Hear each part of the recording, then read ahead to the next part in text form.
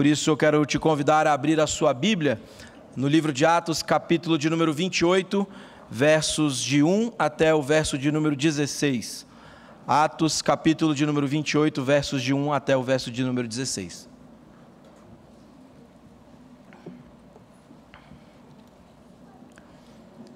Acompanhe a leitura comigo, leia com fé, leia com reverência, é a palavra de Deus, lâmpada para os nossos pés e luz para o nosso caminho. Uma vez em terra, verificamos que a ilha se chamava Malta.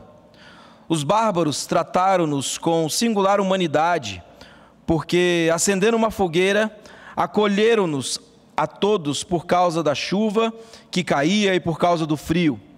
Tendo Paulo ajuntado e atirado à fogueira um feixe de gravetos, uma víbora, fugindo do calor, prendeu-se-lhe a mão.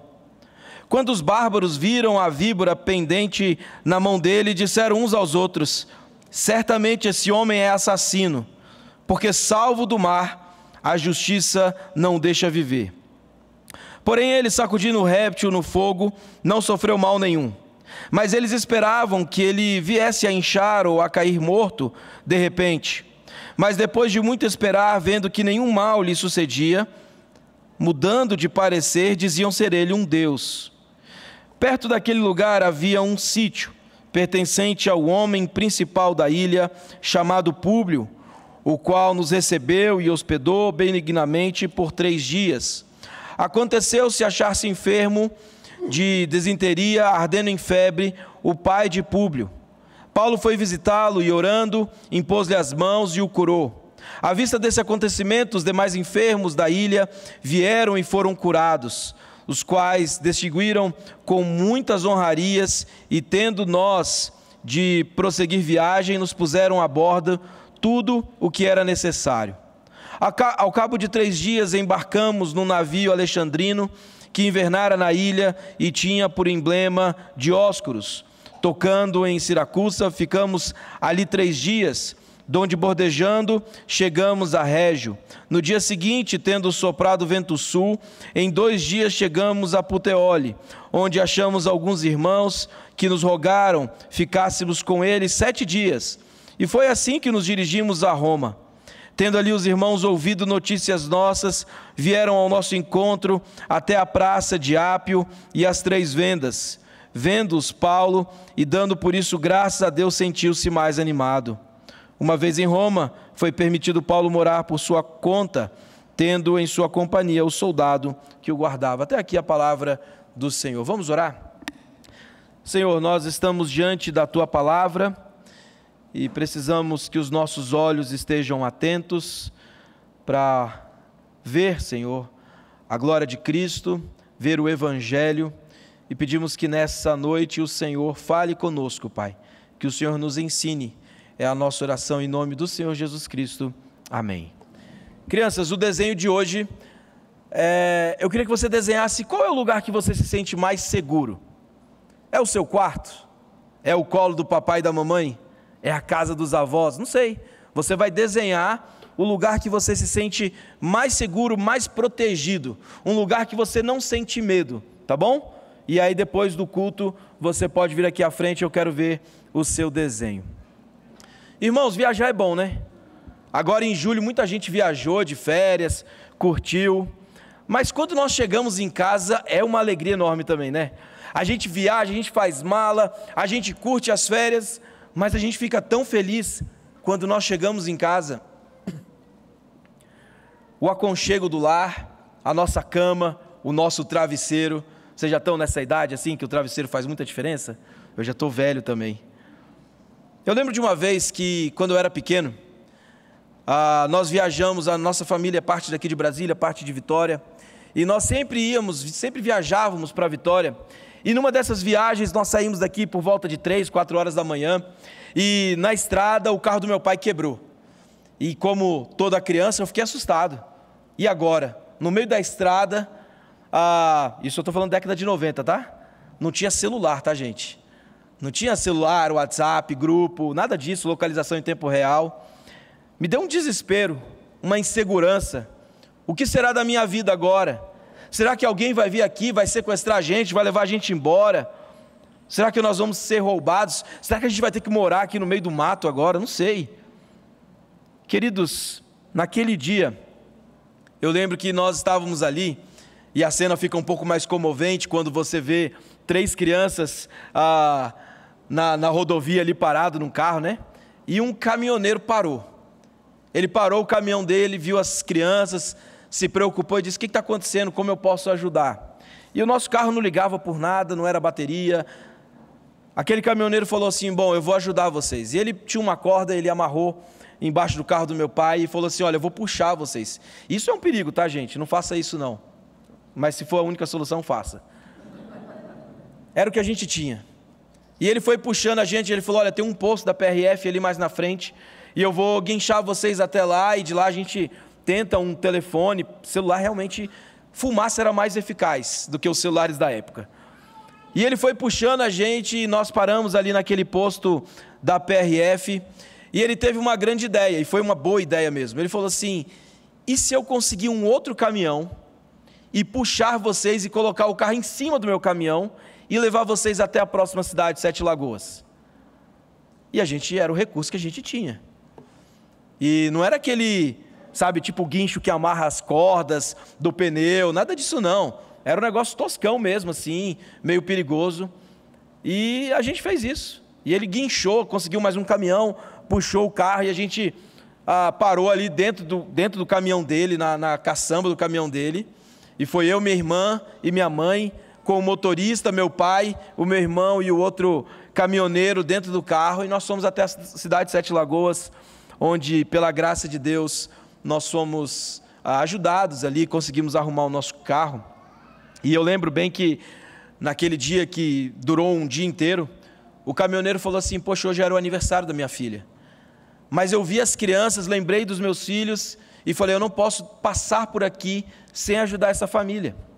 E aquele caminhoneiro, queridos, foi a providência de Deus, guardando e protegendo a nossa casa. Não pense que foi por acaso. Foi o Senhor usando um caminhoneiro, no dia do aniversário da filha, que ficou realmente olhando para aquela cena, se sentiu ali parte daquela cena e falou: não, eu vou ajudar aquela família. Queridos, nessa noite nós vamos ver que o Deus da providência, Ele age também na nossa vida, para cuidar, para nos proteger, para nos levar em segurança. E eu não sei o quanto você tem percebido, como que o Deus da providência tem te sustentado, talvez no dia de hoje. Quantos livramentos, quantas proteções, quanto da sua provisão Deus tem derramado sobre a sua vida.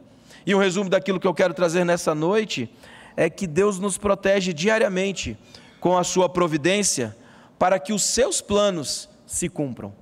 Deus sim nos protege com a sua providência, Deus age para o bem daqueles que amam a Deus, mas Deus faz com que os seus propósitos, com que os seus decretos sejam todos cumpridos, e nós precisamos descansar na providência de Deus. E o primeiro ponto da nossa mensagem é que a providência de Deus nos guarda dos diversos perigos. No último texto que nós pregamos sobre Atos, acho que já tem umas 2 semanas, se não me engano, nós vimos que Paulo havia sofrido um naufrágio e que o centurião foi um instrumento de Deus também para salvar Paulo, porque eles queriam matar todos os prisioneiros, todos ali que estavam indo para Roma, era mais fácil eles matarem, e o centurião falou assim: não pode matar, vamos tentar nos salvar. E aqueles homens então são lançados ao mar, eles precisam nadar, precisam sobreviver, e o texto começa então mostrando esse momento em que, pela providência de Deus, eles chegam à terra. Versículo 1, uma vez em terra, verificamos que a ilha se chamava Malta. Queridos, imagina você sofrer um naufrágio. Eu tenho medo de cruzeiro, tá? Morro de medo.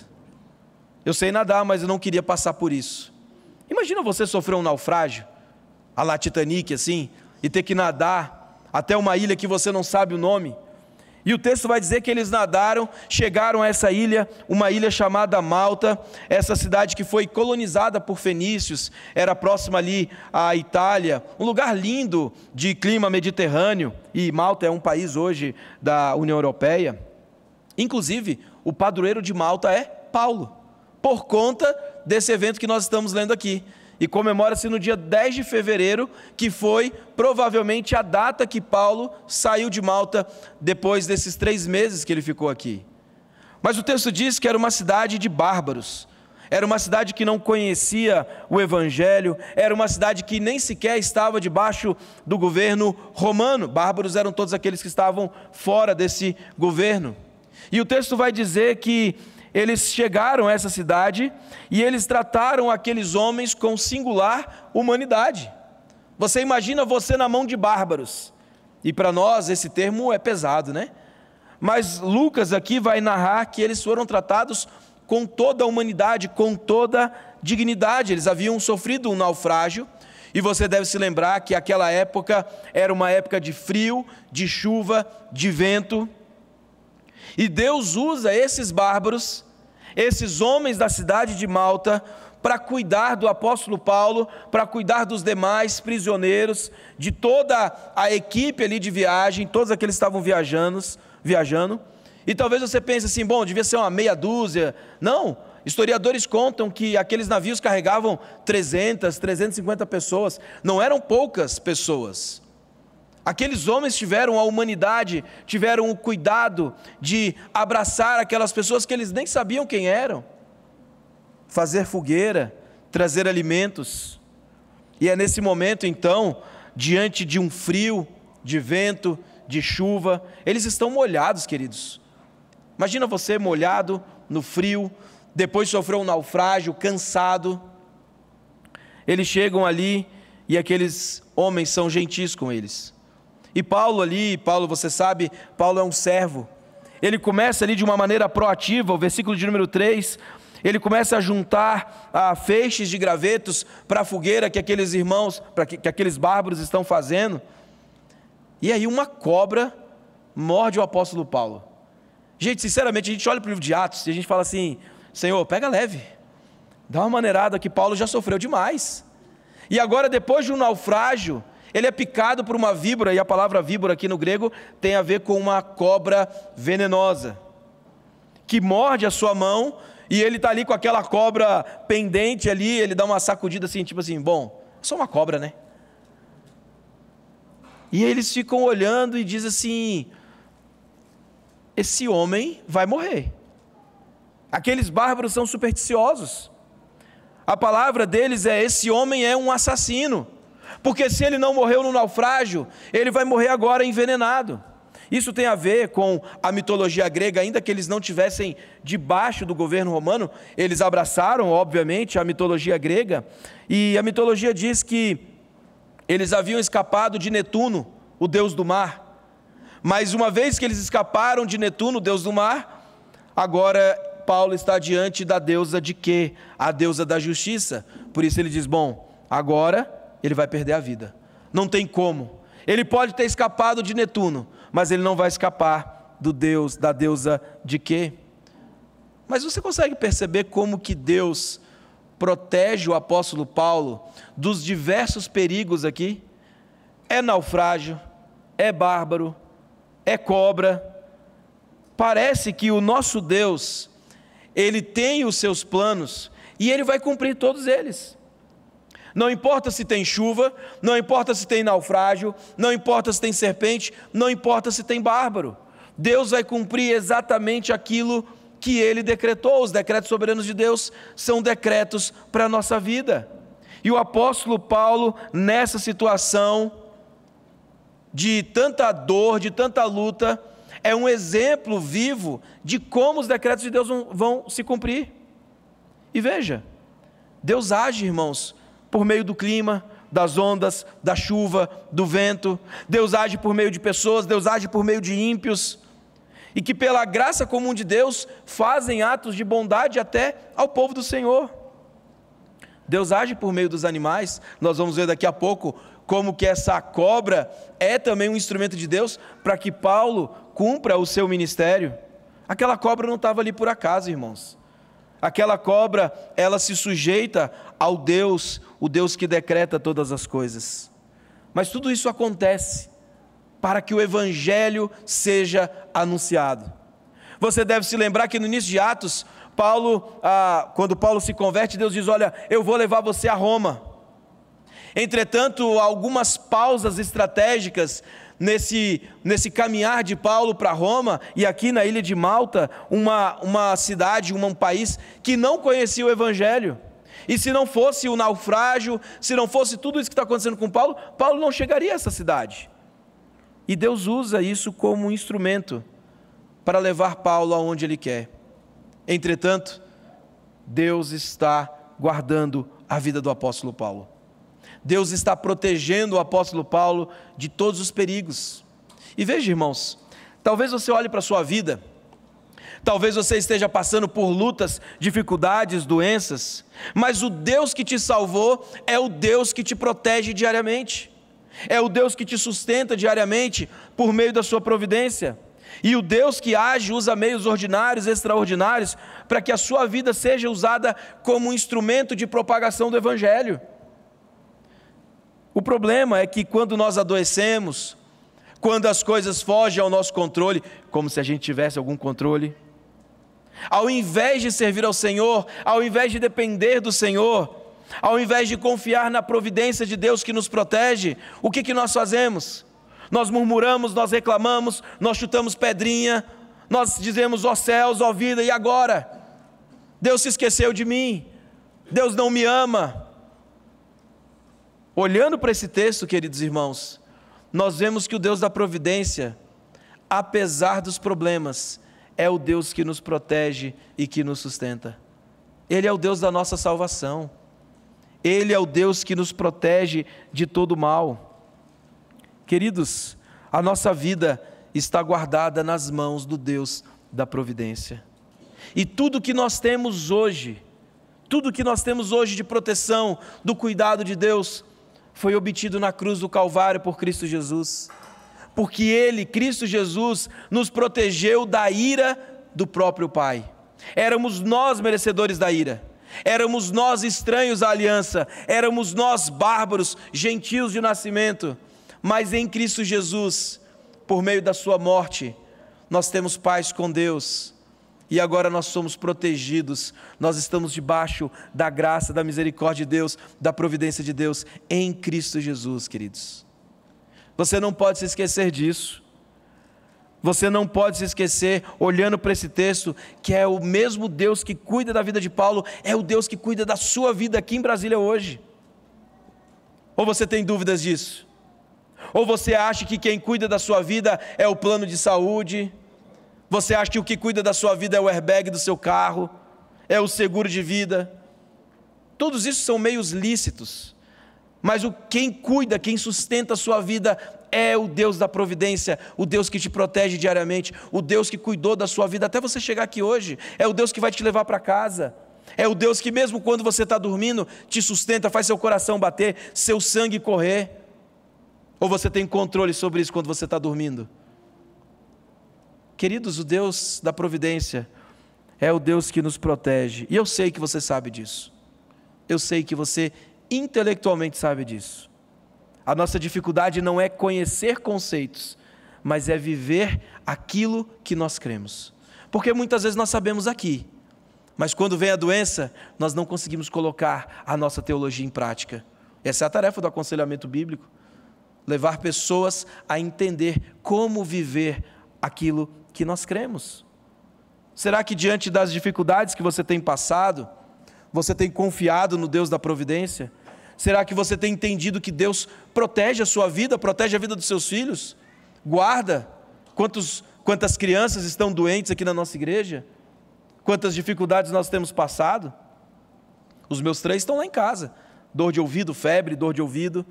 Vem tudo 3 vezes, né? Mas Deus está guardando.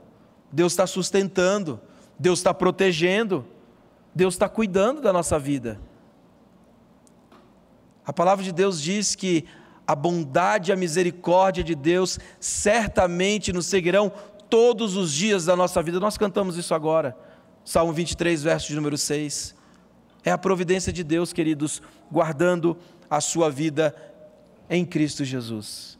Se você está em Cristo Jesus, saiba, a sua vida está protegida. E se você morrer, o que vai acontecer? você continua protegido e guardado pelo Senhor, porque você estará na presença bendita de Deus, mais protegido ainda, desfrutando da presença do nosso Senhor. Por isso, coloque seus olhos em Cristo. É Ele quem te protege, é Ele quem conseguiu para você todos os benefícios da aliança. É Cristo Jesus, o nosso defensor. Isso nos leva para o nosso segundo ponto, que é a providência de Deus que nos leva para lugares improváveis. Veja, Paulo aqui, ele tinha uma sentença de morte. Aqueles homens vão dizer: olha, esse homem é um assassino, ele vai morrer. E o texto vai dizer que eles ficam ali olhando, né? Você imagina Paulo, depois de ter sido mordido por essa víbora, todo mundo olhando assim: vai inchar. Acho que ele já deu uma inchadinha ali, hein? Será que ele vai cair? Vamos lá, quem dá mais aí? 5, 2, 3 minutos. Mas no finalzinho do verso 6, diz que nada aconteceu, e olha como eles mudando de parecer, diziam ser ele um Deus. Ele partiu de um assassino para um Deus agora. Ele saiu de uma visão de um assassino para um Deus. Agora o povo de Malta diz: olha, esse homem tem algum poder sobrenatural. E o texto vai dizer que Deus usa essa experiência da serpente, da víbora, para que Paulo então chegasse à casa de Públio. O texto vai dizer que havia um homem, um dos principais da cidade, que era Públio. A ideia de ser um dos principais era talvez um dos governantes ali, era o homem mais importante da cidade. Deus vai usar a víbora para mostrar como Paulo é um instrumento de Deus também para curar pessoas. Nós lemos agora há pouco o texto de Marcos, e deixa eu falar uma coisa para você, não é para você sair pegando serpente aí não, tá bom? O texto de Marcos, ele tem uma aplicação direta no livro de Atos. Aqueles sinais estavam acompanhando os discípulos ali no livro de Atos, e você deve se lembrar que o livro de Atos não é um livro normativo, é um livro narrativo. Isso faz toda a diferença, porque o que está acontecendo, o que Deus está falando ali com Marcos, o que Jesus está falando com Marcos e com os discípulos, é que esses sinais iriam acompanhar os discípulos, e nós estamos vendo esses sinais exatamente aqui no livro de Atos. Eles curando pessoas, nós estamos vendo a manifestação de línguas, dos idiomas, nós estamos vendo curas acontecendo, nós estamos vendo Deus libertando Paulo de uma morte por conta de uma víbora. Por isso não fique que nem aquelas igrejas doidas assim, sabe, vamos soltar umas cobras aqui para ver quem pega. Eu sou o primeiro a correr. Não faça isso, tá? Isso é tolice. Mas de fato, Deus usa essa experiência de Paulo para levá-lo, por meio da sua providência, a curar um homem, pai de um dos importantes da cidade. E naquela época havia uma febre chamada febre maltesa, que era uma febre muito, muito mortal. E o que parece nesse texto aqui é que o pai de Públio exatamente tinha contraído essa febre. Ele estava acometido de disenteria, ardendo em febre. E Paulo então vai visitar esse homem. Paulo é recebido por Públio na sua casa. E Deus usa o apóstolo Paulo, verso de número 8. Paulo foi visitá-lo e orando, impôs-lhe as mãos e o curou.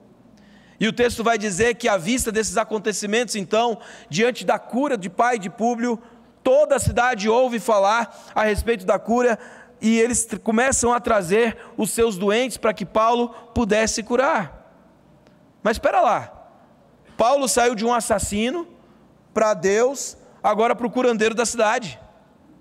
Essa é a providência de Deus, levando Paulo a lugares improváveis. Se não fosse o naufrágio, se não fossem as ondas, se não fosse a perseguição, se não fosse a prisão, Paulo não chegaria à casa de Públio. É a providência de Deus levando o apóstolo Paulo aonde Deus quer, mostrando por meio dos milagres o poder do nosso bom Deus. Queridos, Paulo é instrumento de Deus agora para testemunhar do poder do Evangelho, do poder de Deus. Como nós poderíamos imaginar que o prisioneiro Paulo agora é um instrumento de Deus para curar pessoas? Porque Deus, Ele usa aqueles que são seus como um instrumento para que o seu nome seja anunciado, para que a glória de Cristo seja revelada. E o apóstolo Paulo aqui não é por meio dos seus méritos, não é por meio do seu poder, não é para a sua própria glória. Paulo é instrumento de Deus para que o nome de Cristo seja anunciado também em Malta. E você já parou para pensar que talvez a sua doença, a sua dificuldade, seja um meio pelo qual Deus vai usar para que o nome dele seja conhecido num hospital, para médicos, enfermeiros, pessoas improváveis? Mas Deus usa esse tipo de coisa, queridos. Deus não desperdiça doença, Deus não desperdiça sofrimento, Deus usa todas essas coisas, Deus faz com que todas as coisas cooperem para o nosso bem, Deus usa todas essas coisas por meio da sua providência, para que o nome de Cristo seja exaltado. E aí talvez muitas vezes, ao invés de entendermos o propósito soberano de Deus, de estarmos num leito de hospital, de estarmos passando por uma dificuldade, nós reclamamos, nós murmuramos mais uma vez. Mas queridos, entenda que você é conduzido pelo Senhor, e se Deus te dá um leito de hospital, é porque Deus na sua providência quer. É o Deus que cura, é o Deus que sustenta, é o Deus que liberta, é o Deus que nos leva para lugares improváveis. Aliás, quando Paulo chega em Malta, o que nós estamos vendo é a tônica do livro. E sereis minhas testemunhas, tanto em Jerusalém, Judéia e Samaria, e até os confins da terra. Por meio desse naufrágio, por meio dessa víbora, Paulo está sendo levado até os confins da terra para anunciar o evangelho da graça, para demonstrar o poder de Deus sobre a vida, sobre a morte e sobre a doença. Deus nos leva, queridos, para lugares improváveis, para que a sua vontade seja cumprida. Deus não apenas protegeu Paulo daquela víbora, mas ele usou aquele evento para testemunhar do seu poder aos bárbaros. Queridos, o evangelho chegou lá. Foi difícil? Foi. Teve naufrágio? Teve. Teve talvez medo ali de morrer afogado? Teve. Teve víbora? Teve. Mas Deus estava cumprindo o seu propósito. Os seus decretos estão sendo cumpridos. E talvez você tenha medo disso, né? Eu tenho também. A gente tem um pouco de medo. A gente olha para a vontade de Deus e diz assim: Senhor, a sua vontade é boa, perfeita e agradável. Mas a minha vontade, Senhor, deixa eu te falar como é que é.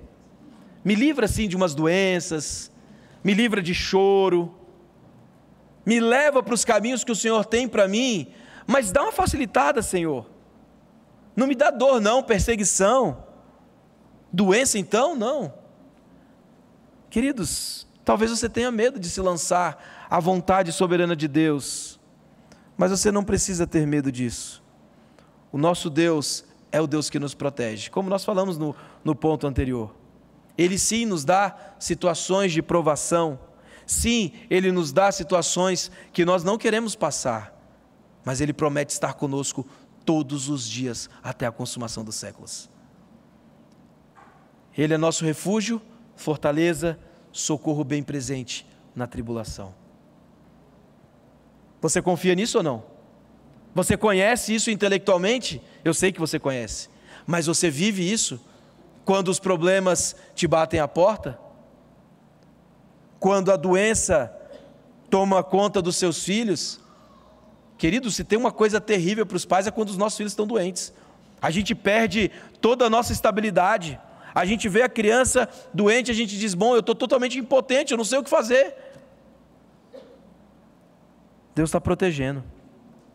Deus está nos levando para lugares improváveis. E deixa eu fazer uma aplicação, e vou aproveitar que o pastor Silvio Biso não está aqui, para fazer essa aplicação. Você já parou para pensar que doideira que o Biso está fazendo? Queridos, ele tem uma boa igreja para servir. Essa igreja ama ele, a Tati. Mas Deus colocou no coração deles de ir para um lugar improvável, de pregar o evangelho num país secularizado, hostil ao evangelho, de chegar lá na Itália e ter que conhecer, fazer amigos, começar uma igreja do nada. Deus está levando o nosso pastor para um lugar improvável, e talvez você esteja olhando isso e pensando assim: eu não teria coragem. Mas deixa eu te lembrar uma coisa: Deus vai proteger, Deus vai sustentar o Biso, Deus vai guiar o caminho dele, e quem sabe você também não vai para um lugar improvável. Quem sabe você esteja aqui em Brasília e você não seja um instrumento de Deus para ajudar o pastor Silvio Biso, a Tati, na plantação dessa igreja. Talvez a providência de Deus te tire dessa igreja aqui, que te ama e que você ama a igreja, para te levar para um país lá da Europa, para começar tudo do zero, para capinar lote, para começar uma igreja. Queridos, essa é a providência de Deus que nos leva em lugares improváveis, que está levando o Biso, mas nós cremos que Deus está sustentando, protegendo e guardando a vida dele. Por isso não tenha medo de se lançar na obra missionária, porque Deus protege, Deus sustenta, Deus nos leva para lugares improváveis. Usando uma frase de Lutero, ele diz: eu não sei por quais caminhos Deus me conduz, mas eu conheço bem o meu guia. Você conhece Cristo suficientemente para se lançar na obra missionária sem medo? Quais caminhos Deus tem para nós? Nós não sabemos exatamente, mas nós confiamos no Deus da providência, no Deus que nos sustenta, que Deus, o Deus que está conosco todos os dias da nossa vida. Por isso não precisa ficar com medo não. Por isso pode encher seu coração de coragem. Se o seu coração está ardendo pela Itália, vai, vamos mandar uma caravana para a Itália. Se lança, querido. Pode confiar que o Deus da providência vai te proteger e vai te sustentar. Isso nos leva para o nosso terceiro ponto e último ponto, que é o Deus da providência que nos consola. Veja, o apóstolo Paulo aqui, então, ele é um instrumento de Deus, ele é protegido pelo Senhor, Deus leva ele para um lugar improvável, ele faz uma cura, ele é conhecido ali em Malta, o evangelho é conhecido ali, mas o texto, a partir do verso de número 11, eles passam então a ir para Roma, que é o destino final do apóstolo Paulo. Depois de 3 meses, então, eles embarcam nesse navio alexandrino, eles passam então a bordejar. A época ainda não é boa de viajar, ainda há vento, ainda há chuva, eles estão ali bordejando, e o texto diz que eles passam então em Siracusa, ficam ali 3 dias, bordejam chegando a Régio. No dia seguinte, tendo soprado um vento sul, 2 dias chegamos a Puteoli. Aí olha só que interessante, verso de número 14, eles chegam nessa cidade, onde achamos alguns irmãos que nos rogaram ficássemos com eles 7 dias. É interessante que essa ideia de 7 dias é uma semana completa, então Paulo estava ali para cultuar o Senhor também no dia do Senhor. Aqueles irmãos, e aqui, irmãos, vale a pena a gente parar para pensar um pouquinho. Quem que é o comandante do navio? É o comandante ou é Paulo? Porque ele é prisioneiro, mas ele chega naquela cidade, ele encontra alguns irmãos, os irmãos dizem: ó, fica aqui 7 dias, cultua a Deus. E aquele navio alexandrino, romano, indo levar prisioneiros, diz assim: não, tá bom, a gente fica. É Paulo, nosso amigão aqui, é prisioneiro, mas é nosso amigo. Eles passam então, queridos, por essas cidades, eles percorrem ali aquela região, eles precisavam de um vento sul auxiliando eles a todo esse processo, e eles chegam então a essa cidade, eles ficam ali com os irmãos, eles cultuam ao Senhor, e é ali daquela cidade então que notícias do apóstolo Paulo chegam até a Roma, verso número 15, tendo ali os irmãos ouvido notícias nossas, vieram ao nosso encontro. A providência de Deus controla e governa todas as coisas. É exatamente ali naquele momento de 7 dias em que Paulo para ver irmãos, para cultuar os irmãos, que a notícia da chegada do apóstolo Paulo chega à cidade de Roma. Eles passaram ali um período difícil, mas Paulo então, a notícia chega, e eles passam ali aquele tempo com aqueles irmãos, e naquela cidade, mais uma vez, Paulo é cuidado, Paulo é sustentado, Paulo tem o privilégio de estar com a sua família da fé. E veja, o apóstolo Paulo havia escrito a carta de Romanos há mais ou menos 3 anos atrás. Mas agora aqueles irmãos que receberam aquela carta têm o privilégio de se encontrar com Paulo. E aqui é importante a gente olhar para uma cultura romana. Na cultura romana, quando um herói de guerra, quando um general vinha da guerra, ele se dirigia à cidade, mas a cultura, eles não esperavam o general chegar a Roma. Pelo contrário, eles iam ao encontro daquele general de guerra.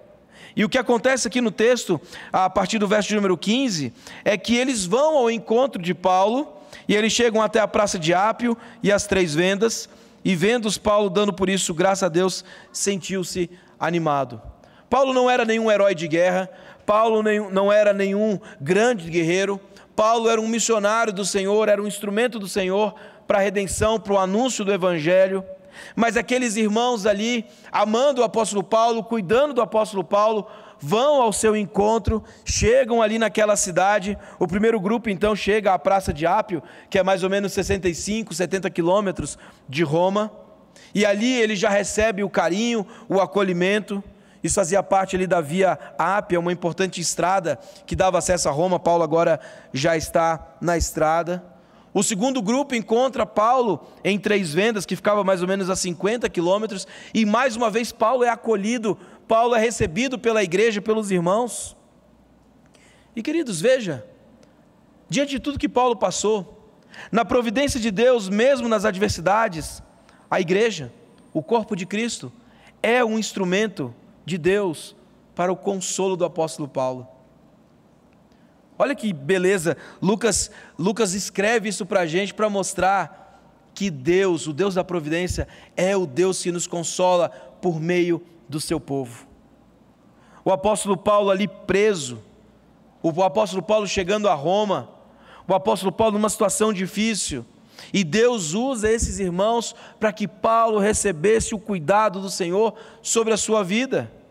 E irmãos, igreja é isso, igreja é lugar de consolo, igreja é lugar de ânimo, igreja é lugar de verdadeiras amizades, igreja é lugar de famílias, é lugar que os nossos filhos crescem protegidos, é um lugar que nós nos sentimos bem, é um lugar que nós somos amados, que amamos, que nos comprometemos uns com os outros, que é ferro afiando ferro.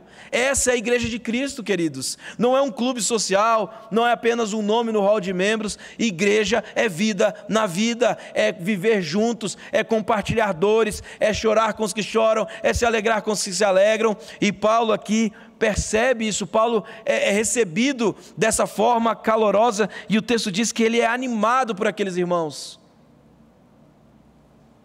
Talvez você esteja passando por lutas, talvez você esteja passando por provações, doenças, perseguições no seu trabalho.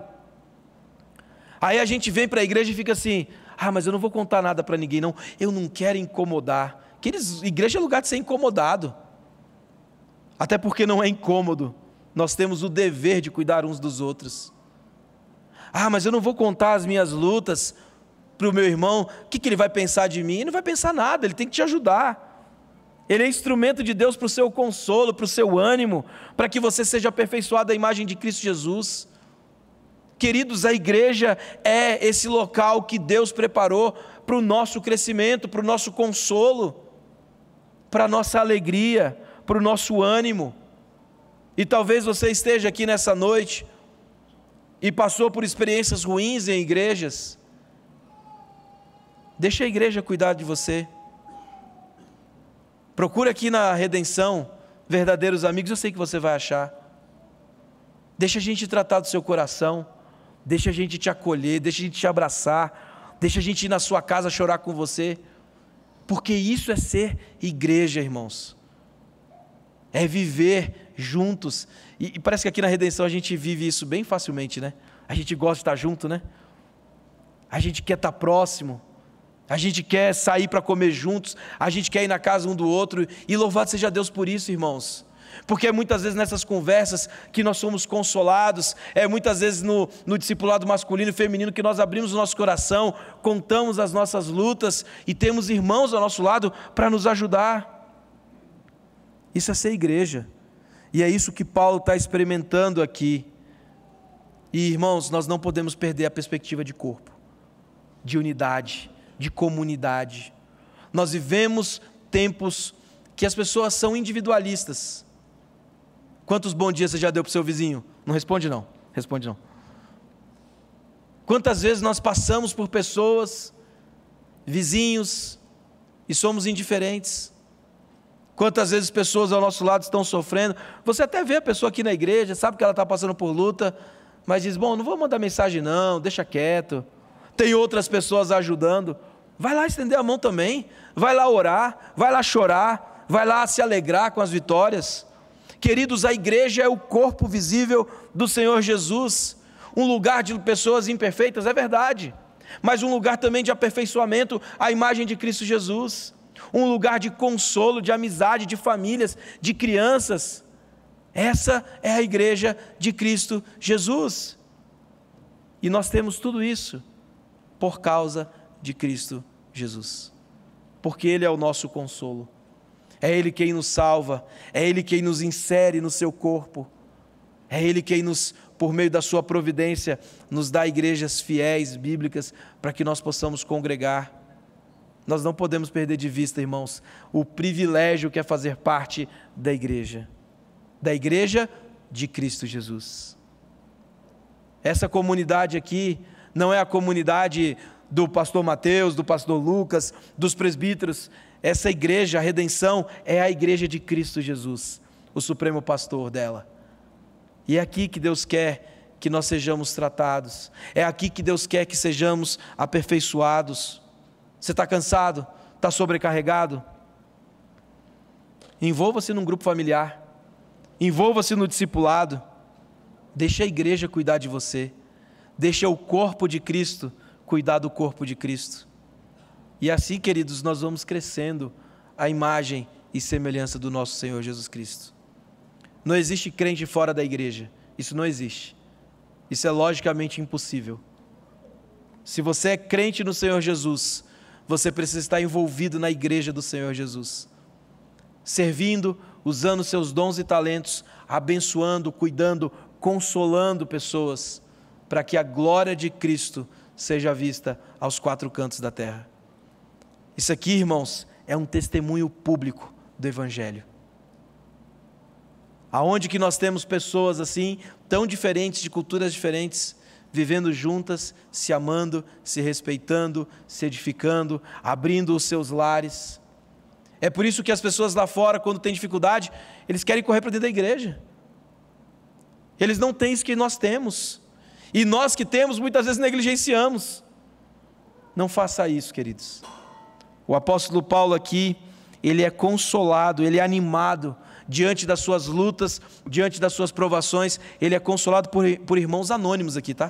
Não tem nenhum nome conhecido não. Pessoas anônimas como eu e você, consolando pessoas, irmãos em Cristo Jesus. E aí, crianças, qual que é o seu lugar mais seguro? Aonde que você se sente protegido? E você adulto, qual que é? Onde você se sente protegido? Queridos, nós em Cristo Jesus, o nosso lugar de proteção é em Cristo Jesus. É em Cristo Jesus que nós vemos a providência de Deus nos guardando, nos sustentando. É em Cristo Jesus que nós somos levados para lugares improváveis. É em Cristo Jesus que nós podemos consolar outras pessoas. É em Cristo Jesus que nós estamos totalmente protegidos, totalmente guardados. É em Cristo Jesus que os nossos pecados são perdoados. É em Cristo Jesus que nós usamos nossos dons e talentos. É em Cristo Jesus que nós somos corpo do Senhor Jesus. É tudo sobre Cristo Jesus. A gente até podia terminar com essa música, mas eu escolhi outra. Porque no fim, a nossa vida é por Cristo Jesus. Que você saia daqui se lembrando disso. Quando a doença bater, quando o choro tomar o seu coração, quando o medo te vier, corra para Cristo Jesus. Ele é o único capaz de te consolar, te sustentar, te animar. Ele te deu a igreja para que você possa viver isso. Abaixe sua cabeça, feche os seus olhos, nós vamos orar. Senhor, obrigado, Pai, pela Tua palavra que nos encoraja, que nos confronta, que nos conforta. Obrigado porque a nossa vida está protegida nas mãos do Senhor Jesus, Pai. Nós sabemos que nem morte nem vida pode nos separar do amor de Deus que está em Cristo Jesus. Louvado seja o seu nome por isso, Pai. Obrigado porque o Senhor nos amou em Cristo Jesus. E obrigado, Pai, por meio da sua providência, o Senhor também nos guarda e nos sustenta em Cristo Jesus, Pai. Que o nosso coração seja consolado por meio do Evangelho nessa noite. Que saiamos daqui prontos para viver a fé que nós cremos, para a glória do Senhor Jesus. E é no nome do Senhor Jesus, o nosso Salvador, que nós oramos. Amém.